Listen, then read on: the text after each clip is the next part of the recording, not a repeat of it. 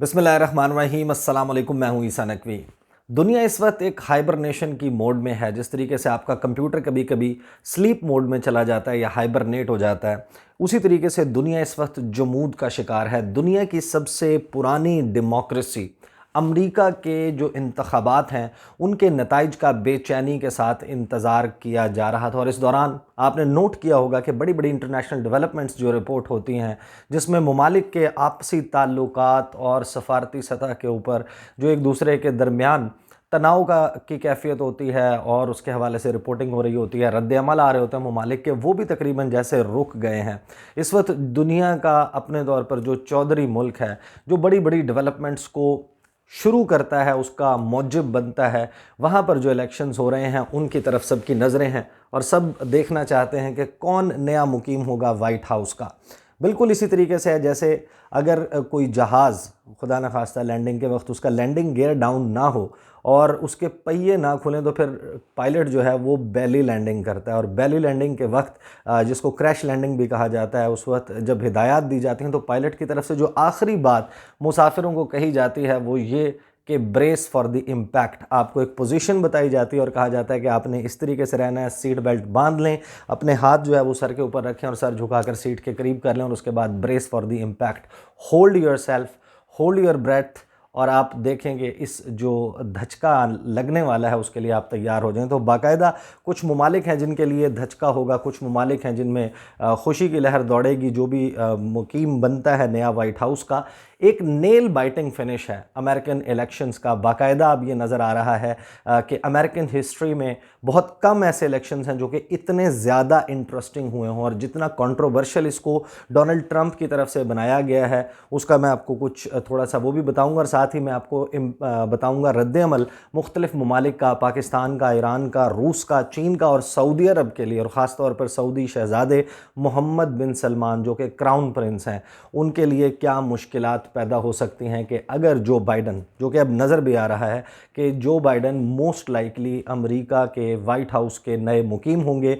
Oval office में जो बैजवी दफ्तर है वाइट हाउस का, उसके जो नए मुकीम हैं वो होंगे जो बाइडन। अब इसके हवाले से जो अमेरिकन प्रेसिडेंट हैं मौजूदा डोनाल्ड ट्रंप, वो ये कह चुके हैं कि सुप्रीम कोर्ट लेकर जाएंगे, लीगल बैटल करेंगे। और बाकायदा उनके अगर आप ट्विटर के ऊपर जाएं, मैं उनका ट्विटर खोल लेता हूँ, मैं आपको बताता हूँ कि इंटरेस्टिंगली उन्होंने जो अपने लास्ट कुछ ट्वीट्स किए हैं, फिर मैं आपको जो बाइडन का बताऊँगा। दोनों उम्मीदवार जो हैं वो अपने अपने तौर पर अपनी जीत का ऐलान कर चुके हैं। दोनों ने ये कहा है, दावा किया है कि वो lawfully, legally, by the vote elect हो चुके हैं प्रेसिडेंट ऑफ अमेरिका। अब ये सिचुएशन किस तरफ जाएगी, ये ऑब्वियसली इसमें कुछ टाइम लगेगा, पता चलेगा कि किस तरीके से होता है। लेकिन अभी इस वक्त जिस वक्त मैं ये वीडियो रिकॉर्ड कर रहा हूँ उस वक्त तक ये नज़र आ रहा है कि क्लियरली जो ट्रैजेक्टरी है 264 इलेक्टोरल वोट्स के साथ खासा आगे हैं, बड़ी लीड के साथ जो बाइडन आगे हैं। और अमरीकी सदर डोनाल्ड ट्रंप ये चाहते हैं किसी तरीके से काउंट रुक जाए पोस्टल बैलेट्स का, ख़ास तौर पर जो 3 नवंबर के बाद आए हैं, पेंसिल्वेनिया समेत, मिशिगन समेत, विस्कॉन्सन और फ्लोरिडा, बहुत सारी जगहों पर उन्होंने शिकायत की। और धांधली का रोना बिल्कुल उस तरीके से रोया जा रहा है डोनाल्ड ट्रंप की तरफ से जैसे कि हमने पाकिस्तान में कुछ जमातों का देखा है कि जो भी हार रही होती है वो फिर धांधली का रोना रोती है। डोनाल्ड ट्रंप की जो लास्ट ट्वीट्स हैं वो मैं आपको बताता हूँ जी। स्टॉप द फ्रॉड, ये उन्होंने ट्वीट किया जी, लास्ट ट्वीट। उससे पहले जो है उनका, of all the recent Biden claimed states will be legally challenged by us for voter fraud and state election fraud, plenty of proof, just check out the media, we will win America first. ये जनाब Donald Trump कह रहे हैं, उन्होंने कहा। उसके बाद big legal win in Pennsylvania, उससे पहले जो है वो स्टॉप द काउंट। तो अमरीकी सदर डोनाल्ड ट्रंप ये चाहते हैं कि इस वक्त काउंटिंग रुक जाए, मामला कोर्ट्स में चला जाए और किसी तरीके से, अगरचे वो पॉपुलर वोट, ये थोड़ा सा मैं आपको क्लियर कर दूं कि जो पॉपुलर वोट है वो तय नहीं करता कि कौन अमेरिका का सदर होगा। जिसके पास इलेक्टोरल वोट्स ज़्यादा होते हैं वो बनता है अमेरिका का सदर। पॉपुलर वोट्स जो हैं वो जो बाइडन के ज़्यादा हैं। लास्ट इलेक्शंस में 2016 में हिलरी क्लिंटन के पास पॉपुलर वोट था, उनके वोट्स जो हैं वो मिलियंस में ज़्यादा थे अमेरिकी सदर डोनाल्ड ट्रंप से। लेकिन क्योंकि उनके इलेक्टोरल वोट्स कम थे और जो डोनाल्ड ट्रंप है उनके इलेक्टोरल वोट्स ज़्यादा थे, तो इसलिए वो सदर बने। इस दफ़ा भी जो है डोनाल्ड ट्रंप के जो इलेक्टोरल वोट्स हैं वो भी कम हैं और अभी तक, और उनके जो पॉपुलर वोट है यानी कि नंबर ऑफ वोट्स जो टोटल पूरे अमेरिका में मिलाकर कास्ट हुआ है वो भी जो बाइडन की फेवर में है। अब जो बाइडन की तरफ आ जाते हैं जी, जो बाइडन भी उसी तरीके से कॉन्फिडेंट हैं जिस तरीके से डोनाल्ड ट्रंप कॉन्फिडेंट हैं, और जो बाइडन ने keep the faith, we are going to win this. उसके बाद जो है वो उससे पहले वो बाकायदा जिसे कहते हैं कि let me be clear, I campaigned as a proud Democrat but I will govern as American president. तो बाकायदा उन्होंने अपने आप को अमेरिकन प्रेसिडेंट जो है वो डिक्लेयर कर दिया है। Be patient folks, votes are being counted and we feel good about where we are. तो ये बाकायदा जो बाइडन की तरफ से, I am confident that we will emerge victorious but this will not be my victory alone, it will be a victory for the American people. Let me play इस message और उसके बाद फिर मैं आपको बताऊंगा कि रिएक्शन मुख्तलिफ मुल्कों का क्या है और सऊदी अरब के लिए कौन सी मुश्किलात हो सकती हैं। ये सुनें जी।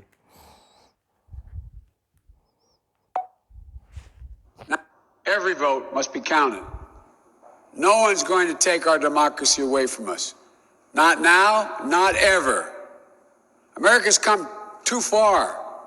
America's fought too many battles. America's endured too much to ever let that happen. We, the people, will not be silenced. We, the people, will not be bullied. We, the people, will not surrender. My friends, I'm confident we'll emerge victorious. But this will not be my victory alone or our victory alone. It'll be a victory for the American people, for our democracy, for America. And there will be no blue states and red states when we win. तो ये बाकायदा जी reaction है और ये गुफ्तगू है जो Biden की जो आपने सुनी। अब इस सारे मामले के ऊपर सबसे पहले आ जाते हैं जी सऊदी अरब।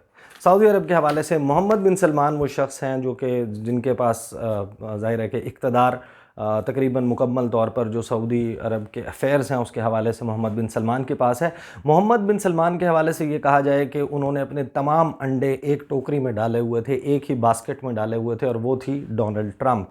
और उनकी तमाम बेट जो है वो इन इलेक्शंस में वो यही थी कि डोनाल्ड ट्रंप जीतेंगे। तमाम उनका जो दौर है उस दौरान हमने नहीं देखा कि मोहम्मद बिन सलमान जो हैं उन्होंने जो डेमोक्रेट्स हैं उनके साथ भी राह रस्म बढ़ाई हो, उनके साथ उनके ताल्लुकात उस तरीके से हों। और ये बाकायदा आप देखें कि डोनाल्ड ट्रंप के हवाले से जितने भी ममालिक हैं आप देखें कि उन्होंने ओपनली इस तरीके से कभी इजहार नहीं किया, उनका टिल्ट नज़र नहीं आया ममालिक का ख़ास तौर पर। मैं आपको जब रिएक्शंस बताऊंगा बाकी ममालिक के तो आपको पता चलेगा कि किस तरीके से मुख्तलिफ ममालिक ने इन इलेक्शंस में के हवाले से बातचीत की। लेकिन ये ओपनली नज़र आता था कि सऊदी अरेबिया जो है वो ये चाहता है कि डोनाल्ड ट्रंप दोबारा जो है वो अमेरिका के सदर मुंतखब हों। 2 से 3 वजूहात। पहली वजह ये कि जो मिडल ईस्ट प्लान है वो बाकायदा अब वो डोलड्रम्स में आ गया, उसका मुस्तकबिल वाज़े नहीं है। जो मिडल ईस्ट प्लान है जिसमें इसराइल को तस्लीम करवाने का अरब स्टेट्स की तरफ से कि उनके ताल्लुकात एम्बेसीज़ कायम की जाएँ, उनके सफारती ताल्लुकात कायम हों, वो डोनाल्ड ट्रंप का प्लान था। और डोनाल्ड ट्रंप के प्लान को अमली जामा पहना रहे थे उनके दामाद और वाइट हाउस के machine Jared Kushner. Jared Kushner जो हैं वो बहुत अच्छे दोस्त तस्वुर होते हैं मोहम्मद बिन सलमान के, और इसको अनऑफिशियली रिपोर्ट भी किया गया है और कोट भी किया गया है मोहम्मद बिन सलमान को कि उन्होंने कई एक मकाम पर ये बात कही कि सदर डोनाल्ड ट्रंप उनके दामाद की वजह से मोहम्मद बिन सलमान की जेब में है। इस किस्म की गुफ्तगू उन्होंने की। लेकिन मिडल ईस्ट प्लान जिसने और जो मोहम्मद बिन सलमान का टेसिट अप्रूवल जिसके बारे में कहा जाता है कि जिसके बग़ैर यूएई बहरीन दोनों ममालिक का ये मुमकिन नहीं था कि वो इसराइल को तस्लीम करते, इसने आइसोलेट किया था मोहम्मद बिन सलमान को मुस्लिम वर्ल्ड में। सऊदी अरेबिया के हवाले से बहुत सारे खदशात और सवालात उठे थे। अब अगर डोनाल्ड ट्रंप जो है वो वाइट हाउस के मुकीम नहीं होते तो फिर अमेरिका में भी मोहम्मद बिन सलमान जो हैं वो बाकायदा जो है वो इस हवाले से भी आइसोलेशन का शिकार हो जाएंगे। ये तो हो गया पहला पहलू मोहम्मद बिन सलमान और सऊदी अरब के हवाले से। दूसरा कि इस तमाम दौर में डोनाल्ड ट्रंप ने जो joint comprehensive plan of action है JCPOA 14 जुलाई 2015 को साइन किया गया था। ये P5+1 5 जो अक़वाम मुत्तहिदा के सिक्योरिटी काउंसिल के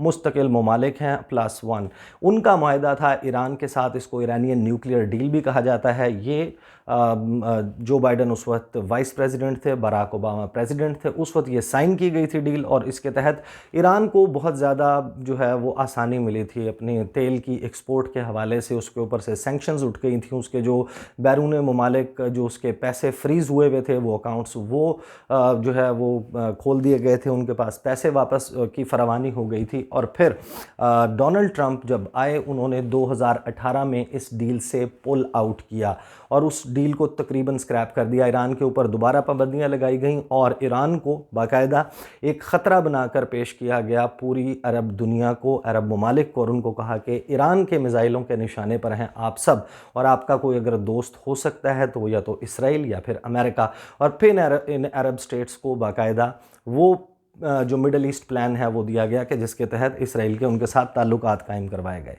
अब जो बाइडन हैं, जो बाइडन वो ओपनली ये बात कह चुके हैं कि अगर वो इलेक्ट होते हैं और वो ओवल ऑफिस में पहुंचते हैं तो वो JCPOA ईरानियन न्यूक्लियर डील जो है उसमें दोबारा एंटर होंगे और दोबारा जो है वो ईरान के साथ नेगोशिएशन स्टार्ट होंगी। तो ये एक बड़ी वरी होगी, एक बड़ा जो है वो मसला होगा सऊदी अरब के लिए भी और मोहम्मद बिन सलमान के लिए। लेकिन जो सबसे बड़ा मसला हो सकता है मोहम्मद बिन सलमान के लिए, आपको याद होगा कि 2 अक्टूबर 2018 गालिबन, if I am not wrong 2018, Jamal Khashoggi उनका मर्डर हुआ।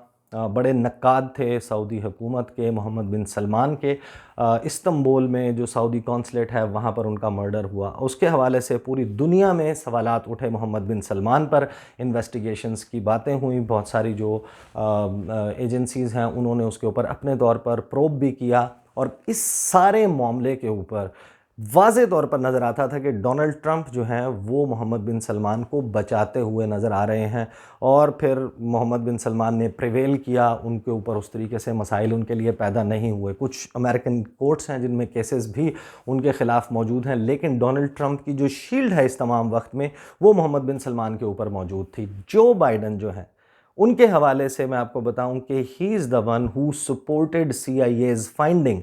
CIA की जो अमेरिकन CIA है उसकी फाइंडिंग के मुताबिक मोहम्मद बिन सलमान की डायरेक्ट इन्वॉल्वमेंट थी जमाल खाशोगी के मर्डर में, और उस फाइंडिंग को सपोर्ट किया जो बाइडन ने। अब एक ऐसा शख्स जो है वो अगर ओवल ऑफिस में बैठा होगा, अमरीकी सदर की पोजीशन पर मौजूद होगा, जो कि मोहम्मद बिन सलमान को कत्ल में मुलव्वस करार देने वाली फाइंडिंग्स जो हैं CIA की उनका सपोर्टर हो, तो आप अंदाज़ा लगा सकते हैं कि मुस्तकबिल में मोहम्मद बिन सलमान के लिए और सऊदी अरब के लिए मुमकिना तौर पर क्या मुश्किलात पेश आ सकती हैं। अब आ जाते हैं पाकिस्तान की तरफ। पाकिस्तान ने जो है ज़ाहिर है कि एक जो रिएक्शन आया है वो पाकिस्तान के दफ्तर ख़ारजा के तर्जुमान जाहिद हफीज़ चौधरी, उन्होंने, मैं आपको एग्जैक्ट कोट बता देता हूँ और फिर Pakistan is looking forward to working with whoever wins the US elections. Pakistan ने ये कहा है कि जो भी जीतेगा इलेक्शंस पाकिस्तान उसके साथ हैप्पीली काम करने के का ख्वाह है।